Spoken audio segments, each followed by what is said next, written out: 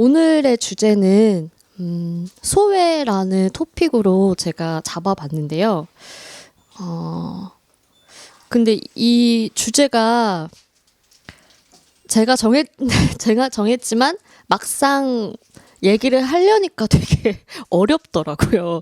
무슨 얘기를 해야 되나 고민을 좀 많이 했는데, 그럼에도 불구하고 이 소외라는 거를 저희 첫 행사 토픽으로 잡았던 이유는 제가 개인적으로 살면서 가장 좀 힘들었던 감정이 이런 소외감, 단절감, 외로움, 이런 감정이기도 했고, 개인적으로는.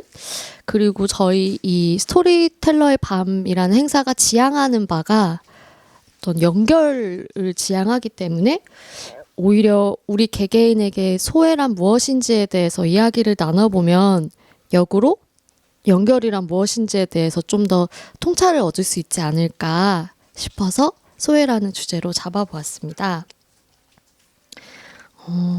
행사 진행 관련해서 좀 설명을 드리자면, 오늘 발표 순서는 먼저 제가 이제 할 거고요. 그 다음에 지금 이 멋진 공간을 합리적인 가격에 제공해 주신 너무 감사한 주인장님, 소도시님께서 두 번째 발표를 해주실 거고요. 그 다음에 이제 개미이모님, 그리고 삐안님, 그리고 슌니님께서 이제 5분이 오늘 발표를 해주실 예정입니다. 발표는 이제 앞으로 나오셔서 이 왕관이랑 이거를 제가 드릴 거예요. 그러니까 무대에 선 순간만큼은 우리 모두 광듀가 됐다는 느낌으로 왕관을 이제 다음 사람한테 이렇게 씌워주고, 그 다음에 올라와서 이거 들고 이제 마이크에 말씀을 해주시면 되고요. 자유롭게. 이게 지금 울리는 마이크가 아니라 제가 이제 녹음을 하려고 카메라랑 연결된 마이크예요. 그래서 한 5분에서 10분가량 발표를 해주시면 우리 관람객 분들께서 발표가 끝나면 한두 질문 정도 보통 궁금하신 게 있으실 거예요. 그걸 자유롭게 물어봐 주시면 그걸 대답하는 즉석 Q&A 시간까지 갖도록 하겠습니다. 네. 여기까지가 이제 행사 소개였고요. 제가 첫 바니까 저의 그 소외 관련된 이야기를 나눠보려고 합니다. 네. 감사합니다.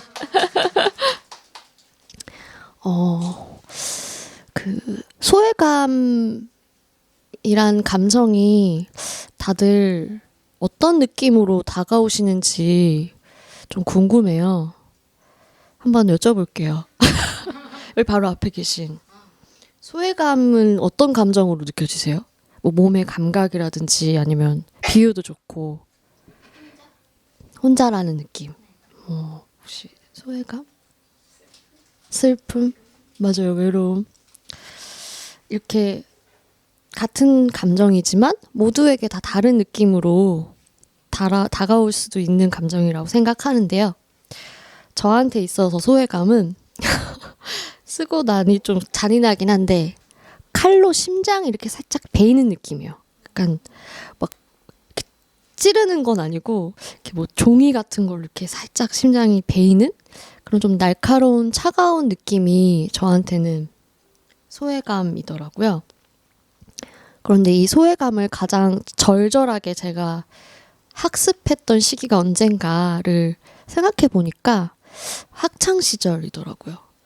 어떻게 보면 그 학교라는 공간이 되게 잔인하게 소외가 이루어지는 공간인 것 같기도 하거든요. 요즘엔 어떨지 모르겠어요. 요즘엔 좀 나아지기를 바라는데 제가 이제 학교를 다닐 때만 해도 다들 이렇게 그룹이 있고 그룹으로 이렇게 모여 다니는 문화가 있었어요. 그리고 이제 어른이 되고 나서는 각자 그냥 혼자 있고 싶으면 혼자 있어도 되니까 상관이 없는데, 학교 안에서는 함께 활동을 하는 게 너무 많다 보니 뭐 밥도 같이 먹어야 되고 공부도 같이 해야 되고 운동도 같이 해야 되고, 이 그룹에 내가 속해 있지 않을 때 그 존재가 너무 팍 튀더라고요.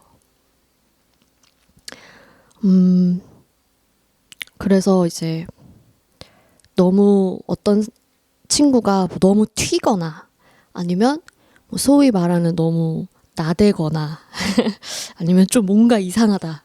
그러면 굉장히 쉽게 그 학교라는 공간에서 소외되는 것을 목격하고 경험하기도 했던 것 같습니다. 다행히 저는, 다행인지는 모르겠는데, 중학교 때 같이 몰려다니는 그룹이 있었어요. 그래서 뭐 같이 밥도 먹고 급식 시간에 하교할 때도 같이 하고 시험 기간 끝나면 다 같이 그 번화 같은 데 가서 노래방 가고 뭐 스티커 사진 찍고 막 이랬거든요. 근데 그래서 좋았냐? 라고 생각을 해보면 그 안정감이 있긴 했지만 동시에 그 그룹에서 배제당할까봐 항상 어떤 두려움이 제 안에 있었어요. 그래서 갑자기 기억이 난 게 제가 이 꿈을 여러 번 꿨는데 같은 그룹에 있는 친구들이 갑자기 저를 멀리하는 그런 악몽을 몇 번 꿨었어요. 그러니까 돌이켜보면 그만큼 거기서 배제당할까봐 되게 두려웠던 게 아닌가. 좋긴 하지만 그런 생각이 듭니다. 또 이제 고등학교 때는 제가 다니던 학교가 기숙사 학교여서인지 더 빈번하게 거의 야생 정글처럼 이런 그룹 문화가 있었는데요.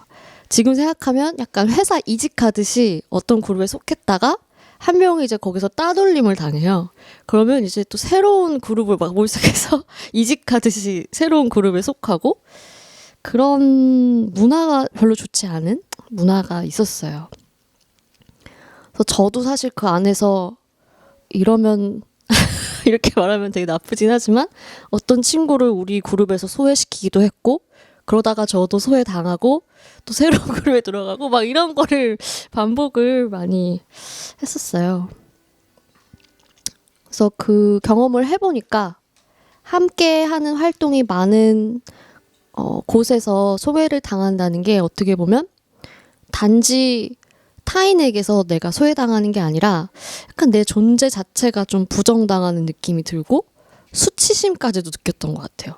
그러니까 어느 정도냐면 내가 혼자 밥을 먹어야 되면 그게 너무 부끄러워서 차라리 밥을 먹지 않고 그런 일인 거죠.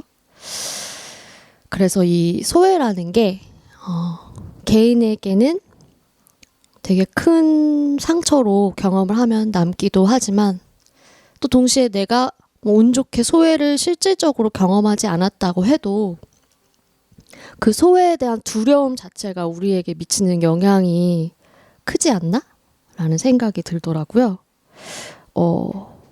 개인으로서는 내가 소외당하지 않기 위해서, 소외당하는 게 무서워서 튀지 않으려고 내 개성을 감추게 되고, 깎아내리고, 또 진정한 나를 표현하지 않고 살게 되는 거고, 사회적으로는 그렇기 때문에 그런 다양성도 잃고, 어떤 진정한 연결이라는 가치를 잃게 되지 않나, 라는 생각이 들었습니다.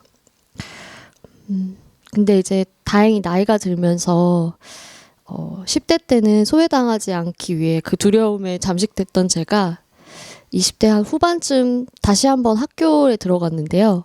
미국에서 이제 MBA 석사를 하면서는 사실 거기 있는 대세무라고 할 수 있는 그 분들과 결이 많이 달랐어요. 그래서 잘 어울리지 못했어요. 근데 그때는 억지로 막 속이고 어울리려고 하지 않고 좀 자발적인 소외? 자발적 왕따 같은 그렇게 살았거든요. 되게 많이 외로웠지만 적어도 저 자신을 배반하지는 않는 느낌이 들었어요. 그래서 그때 되게 위안이 되었던 말을 좀 나누고 싶은데요. 브레네 브라운이라는 미국 심리학자 혹시 아시는지 모르겠는데 그분이 이제 하셨던 말이 너무 위안이 됐는데 이제 belonging이라는 영어 단어가 소속감이라는 뜻이잖아요. 근데 이 소속의 반대말은 소외되는 게 아니라 fitting in이다. 그러니까 어떤 그룹에 억지로 내가 아닌 모습이 되어 어울리는 것. 그게 소속된다의 반대말이다. 라고 했던 말이 되게 와닿더라고요.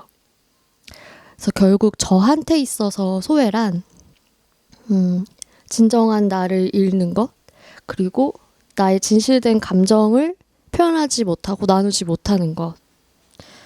그런 거일 것 같아요. 그래서 어렸을 때부터 제가 그렇게 자주 느꼈던 그 칼에 심장이 베이는 듯한 그런 소외감은 결국에 누군가를 내 옆에 둬서 채워지는 게 아니라 진정한 저 자신을 표현하고 그런 제 모습과 연결되는 누군가를 만났을 때 채워지는 감정이 아니었을까 이렇게 생각합니다. 감사합니다.